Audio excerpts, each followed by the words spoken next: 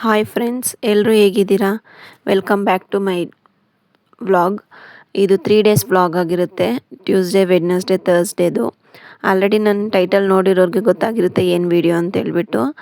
ಈ protein powder ಮಾಡೋದಕ್ಕೆ ನಾನು ಏನೇನು ಥಿಂಗ್ಸ್ ಎಲ್ಲ ಯೂಸ್ ಮಾಡಿದ್ದೀನಿ ಮತ್ತು ಹೇಗೆ ಮಾಡಿದ್ದೀನಿ ಅಂತ ಹೇಳ್ಬಿಟ್ಟು ಎಷ್ಟು ಐಟಮ್ಸ್ ಯೂಸ್ ಮಾಡಿದ್ದೀನಿ ಅಂತ ನಾನು ಈ ವಿಡಿಯೋದಲ್ಲಿ ತಿಳಿಸ್ತೀನಿ. ನೀವು ಫುಲ್ಲಾಗಿ ನೋಡಿ. ಇಷ್ಟ ಆಗಿದರೆ ಸಬ್ಸ್ಕ್ರೈಬ್ ಮಾಡ್ಕೊಳ್ಳಿ. ನಿಮಗೆ ಇಷ್ಟ ಆಗಿದರೆ ನೀವು ಕೂಡ ಮನೇಲಿ ಟ್ರೈ ಮಾಡಿ ಈ ಪೌಡರ್ನ. ಓಕೆನಾ?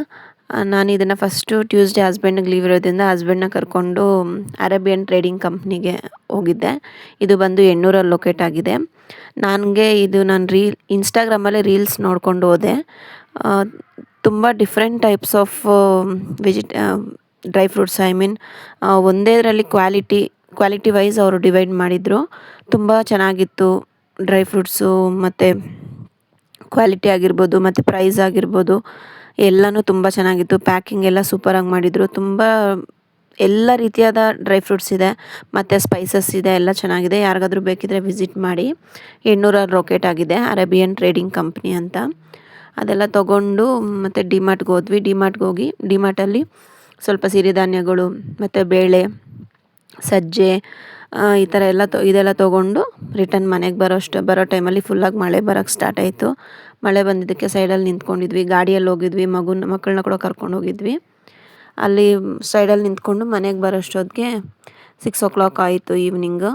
ಆವತ್ತಿಗೆ ಡೇ ಕಂಪ್ಲೀಟ್ ಆಯಿತು. ನೆಕ್ಸ್ಟ್ ವೆಡ್ನೆಸ್ಡೇ ಮಾರ್ನಿಂಗ್ ಬೆಳಿಗ್ಗೆ ಮಗಳಿಗೆ ಸ್ಕೂಲ್ ಇತ್ತು.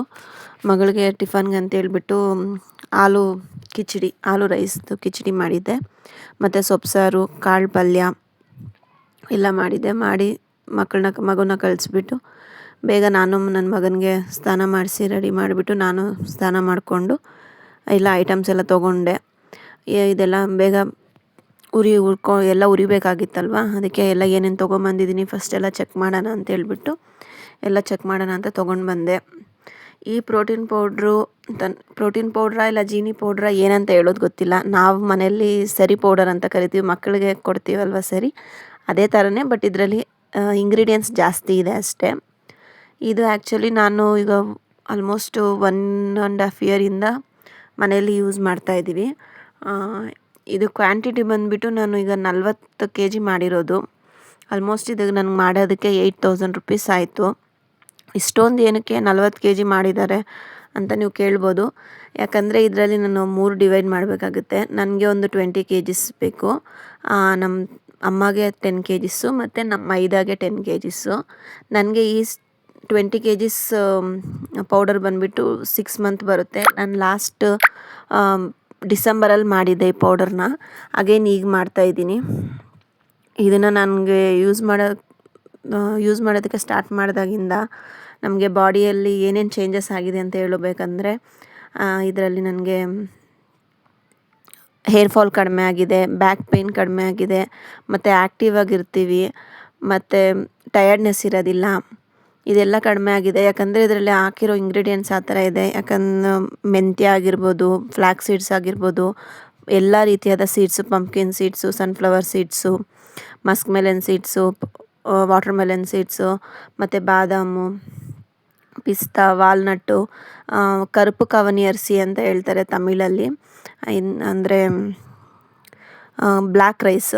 ಇದು ಬಂದು ತುಂಬ ಒಳ್ಳೆಯದು.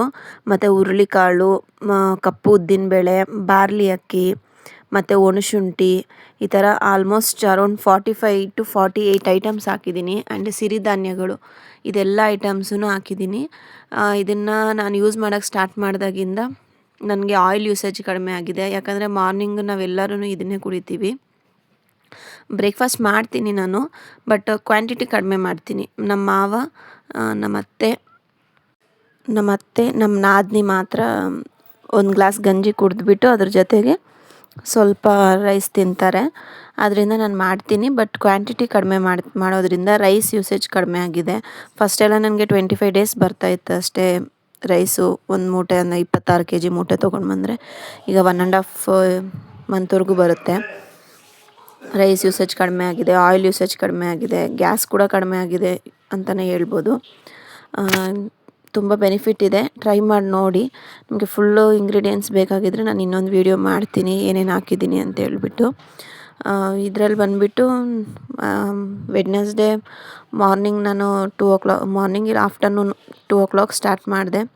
2 o'clock ಸ್ಟಾರ್ಟ್ ಮಾಡಿ ಎಲ್ಲ ಹುರಿಯೋದಕ್ಕೆ ತೊಗೊಂಡ್ವಿ. ನಮ್ಮ ಅತ್ತೆ ಸ್ವಲ್ಪ ಬಂದು ಹುರಿದ್ರು. ಆಮೇಲೆ ಅವ್ರ ಕಾಲು ನೋವ್ತಿದೆ ಅಂತ ಹೇಳ್ಬಿಟ್ಟು ಹೋಗಿ ಮಲ್ಕೊಂಡ್ಬಿಟ್ರು. ನಮ್ಮತ್ತೆ ನನ್ನ ಮಗ ಬೇರೆ ಎದ್ದು ಆಟ ಮಾಡ್ತಿದ್ದ, ಅವನ್ನ ಹಿಡ್ಕೊಳ್ಬೇಕಲ್ವ, ಅವ್ನು ಹಿಡ್ಕೊಂಡಿಲ್ಲ ಅಂದರೆ ಅವನು ಒಂದು ಕೆಲಸನೂ ಮಾಡೋಕ್ಕೆ ಬಿಡೋದಿಲ್ಲ. ಅವನ್ನ ಹಿಡ್ಕೊಂಡಿದ್ರು ನಮ್ಮತ್ತೆ. ಆಮೇಲೆ ನಾನು ಸ್ವಲ್ಪ ಸ್ವಲ್ಪ ಉರಿಯೋಕ್ಕೆ ಸ್ಟಾರ್ಟ್ ಮಾಡಿದೆ 3 ಸ್ಟೌವಲ್ಲಿ ಇಟ್ಕೊಂಡು. ಒಂದೇ ಸ್ಟೌವಲ್ಲಿ ಮಾಡಬೇಕು ಅಂದರೆ ತುಂಬ ಹೊತ್ತು ಹಿಡಿಯುತ್ತೆ ಮತ್ತು ಟೈಮ್ ಜಾಸ್ತಿ ಆಗುತ್ತೆ ಅಂತ ಹೇಳ್ಬಿಟ್ಟು 3 ಸ್ಟೌವಲ್ಲಿ ಇಟ್ಕೊಂಡು ಉರಿಯೋಕ್ಕೆ ಸ್ಟಾರ್ಟ್ ಮಾಡಿದೆ. ಉರಿಯೋದೆಂದು 2 ಗಂಟೆಗೆ ಸ್ಟಾರ್ಟ್ ಮಾಡಿದ್ದಕ್ಕೆ ಈವ್ನಿಂಗ್ 6 o'clockವರೆಗೂ ಕಂಟಿನ್ಯೂಸ್ ಆಗಿ 3 hours ಆಯಿತು. 3 hours ಹುರಿದ್ವಿ. ಅಷ್ಟರಲ್ಲಿ ಮಧ್ಯದಲ್ಲಿ ನನ್ನ ಮಗನಿಗೆ ಸ್ವಲ್ಪ ಊಟ ಮಾಡಿಸ್ಕೊಂಡು ಅವನಿಗೆ ನೋಡಿಕೊಂಡು ಅವನಿಗೆ ಫೀಡ್ ಮಾಡಿಸಿ ಹುರಿದೆ. ಅಷ್ಟೊತ್ತಿಗೆ ನನ್ನ ಮಗನಿಗೆ ಸ್ವಲ್ಪ ಇನ್ಫೆಕ್ಷನ್ ಆಗಿತ್ತು. ಅವನಿಗೆ ಹಾಸ್ಪಿಟ್ಲಿಗೆ ಕರ್ಕೊಂಡು ಹೋಗ್ಬೇಕಾಗಿತ್ತು. ಹೋಗ್ಬಿಟ್ಟು ಬಂದು ಆಮೇಲೆ ಹುರ್ಕೊಳ್ಳೋಣ ಅಂತೇಳ್ಬಿಟ್ಟು ಸ್ಟವ್ ಆಫ್ ಮಾಡಿಬಿಟ್ಟು ಹೋಗ್ಬಿಟ್ಟು ಅವ್ನಿಗೆ ಹಾಸ್ಪಿಟ್ಲಿಗೆ ಕರ್ಕೊಂಡೋಗಿ ಬಂದು ಈವ್ನಿಂಗ್ 6 o'clockವರೆಗೂ ಅದು ಹುರಿದಿದ್ದೆ. ಆಮೇಲೆ ಬಂದಮೇಲೆ ಹಾಗೆ ಇನ್ನು ಅಡುಗೆ ಮಾಡಿಬಿಟ್ಟು ಊಟ ಮಾಡಿಕೊಂಡು ಮತ್ತೆ 8 o'clock ಸ್ಟಾರ್ಟ್ ಮಾಡಿದೆ. 8 o'clock ಸ್ಟಾರ್ಟ್ ಮಾಡಿದ್ದಕ್ಕೆ ಫಸ್ಟು ಬೇಳೆಕಾಳುಗಳೆಲ್ಲ ಫಸ್ಟು ಹುರ್ಕೊಂಡು ಅದನ್ನೆಲ್ಲ ಸಪ್ರೇಟಾಗಿ ಒಂದು ಬೇಸನ್ಗೆ ಹಾಕ್ಕೊಂಡು ಒಂದೊಂದೇ ಎಲ್ಲನೂ ಬಾದಾಮ್, ಗೋಡಂಬಿ ಆ್ಯಂಡ್ ಪಿಸ್ತಾ ವಾಲ್ನಟ್ ಮಾತ್ರ ಸಪ್ರೇಟಾಗಿ ಹುರಿದಿಟ್ಕೊಂಡೆ.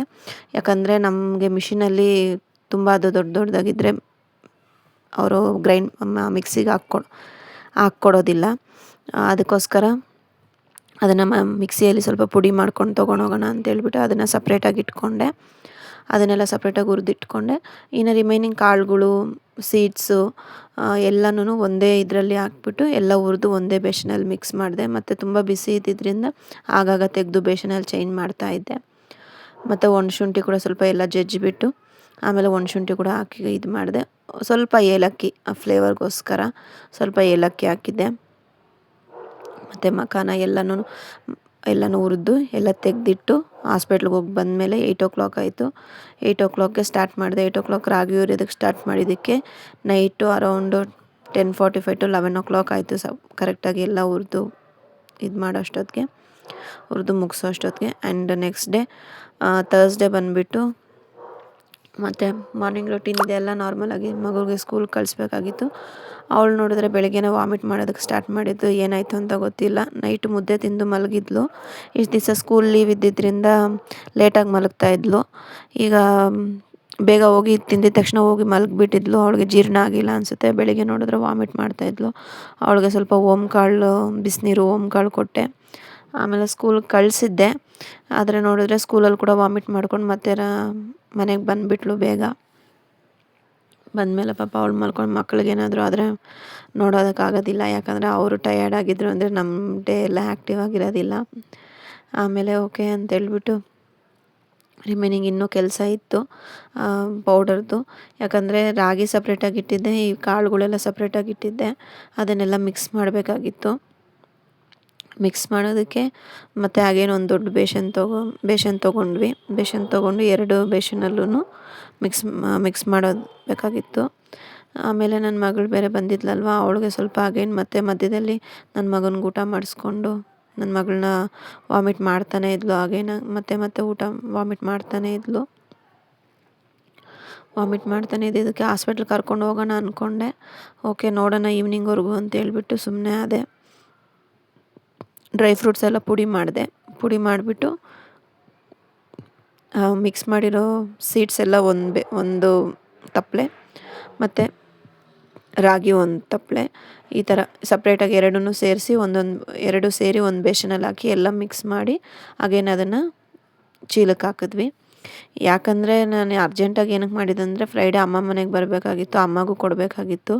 ಅದರಿಂದ ಬೇಗ ಮಾಡ್ಕೊಳೋಣ, ಫ್ರೈಡೇ ಅಷ್ಟೊತ್ತಿಗೆ ತೊಗೊಂಡ್ಬಂದು ಕೊಟ್ಬಿಟ್ರೆ ರೆಡಿ ಆದರೆ ಅಮ್ಮಗೆ ತೊಗೊಂಬಂದು ಕೊಡ್ಬೋದು ಒಂದೇ ಸತಿ ಅಂತೇಳ್ಬಿಟ್ಟು ಎಲ್ಲ ರೆಡಿ ಮಾಡ್ಕೊಂಡು ಹುರಿದಿಟ್ಕೊಂಡು ಎಲ್ಲ ಮಿಕ್ಸ್ ಮಾಡಿ ಮಿಷಿನ್ಗೂ ತೊಗೊಂಡ್ಬಂದೆ. ಮಿಷಿನ್ಗೆ ತೊಗೊಂಡ್ಬಂದು ಮನೆಗೆ ಹೋಗಿ ಇಟ್ಬಿಟ್ಟು ಸ್ವಲ್ಪ ಊಟ ಮಾಡಿಬಿಟ್ಟು ಅವ್ರು ಹೇಳಿದ್ರು ಹಸಿಟ್ಟೆಲ್ಲ ಬಿಸಿ ಇದೆ ಅಲ್ಲಮ್ಮ, ಮತ್ತು ಈ ಕಾಳುಗಳೆಲ್ಲ ಮೇಲೇ ಇರುತ್ತೆ, ಆ ಕಾಳೆಲ್ಲ ಮತ್ತೆ ಮಿಕ್ಸ್ ಆಗಬೇಕಾದ್ರೆ ನೀನು ಮತ್ತೆ ಮನೆಗೆ ಹೋಗಿ ಮಿಕ್ಸ್ ಮಾಡಬೇಕಾಗುತ್ತೆ ಹಸಿಟ್ಟು ಅಂತೇಳ್ಬಿಟ್ಟು ಮತ್ತೆ ತೊಗೊಂಡು ಬಂದು ಹಸಿಟ್ಟೆಲ್ಲ ಸಪ್ರೇಟ್ ಮಾಡಿ ಹಸಿಟ್ಟೆಲ್ಲ ಸುರಿದು ಮತ್ತೆ ಬೇಸನ್ಗೆ ಹಾಕ್ಬಿಟ್ಟು ಅದನ್ನು ಫುಲ್ಲಾಗಿ ಎಲ್ಲ ಮಿಕ್ಸ್ ಮಾಡಿದ್ವಿ. 3 ಚೀಲ ಮಾಡ್ಕೊಂಡೋಗಿ 2 ಚೀಲ ತೊಗೊಂಡೋಗಿದ್ದು 3 ಚೀಲಕ್ಕೆ ತೊಗೊಂಡು ಬಂದಿದ್ದೆ.